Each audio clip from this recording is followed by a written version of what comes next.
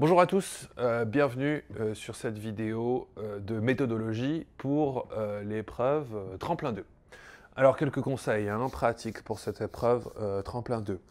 Vous avez dans cette épreuve Tremplin 2 une douzaine de textes que vous devez synthétiser autour d'une problématique qui sera donc le fil rouge de votre devoir en grosso modo 1200 mots. Bon.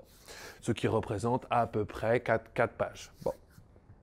Alors, la difficulté de cette épreuve, c'est avant tout la gestion des documents, étant donné que les documents sont assez longs et qu'il y en a un assez grand nombre.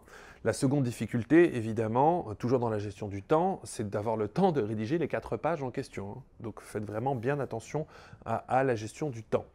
Je précise que ce devoir doit comporter une introduction, un développement, une conclusion, et également, chose extrêmement importante, un titre qui va comprendre à la fois la thématique et la problématique du dossier.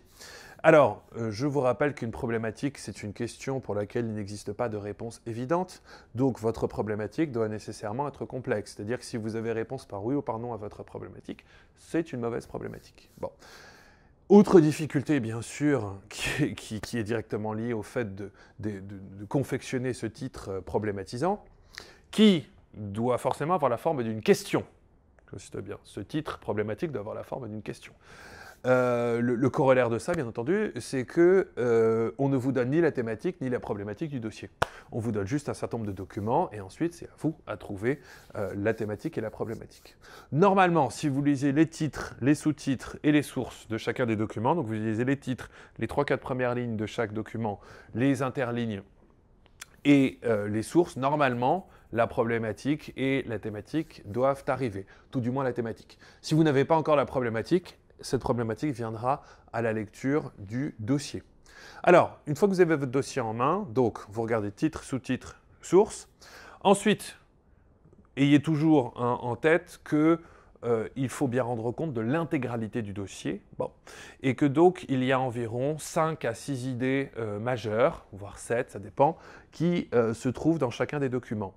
Ayez bien également à l'esprit le fait que les idées reviennent, c'est-à-dire que vous trouverez beaucoup d'idées qui sont similaires, voire quasiment identiques, d'un document à l'autre. Donc, repérez les convergences, repérez les divergences et ensuite structurez-les autour d'un développement. Je précise également que le plan ne doit pas être apparent, que votre introduction doit comporter une accroche, une reformulation de la problématique et une annonce de plan. Et qu'ensuite, vous devez systématiquement, dans votre devoir, renvoyer au document de façon élégante. Vous ne mettez pas entre parenthèses document X, document Y, vous ne faites pas ça. Non, vous dites selon tel auteur, selon l'auteur de tel ouvrage, selon l'auteur de tel article, etc. Vous voyez, comme le dit un tel, comme le souligne un tel, etc. etc. Donc vous voyez, il faut que ce soit élégant, il faut que ce soit fluide, il faut que ce soit bien intégré. OK ? Bien entendu, une attention toute particulière à la syntaxe, à la grammaire, à la conjugaison est primordiale. Sans cela, vous risquez de perdre beaucoup de points inutilement. Voilà.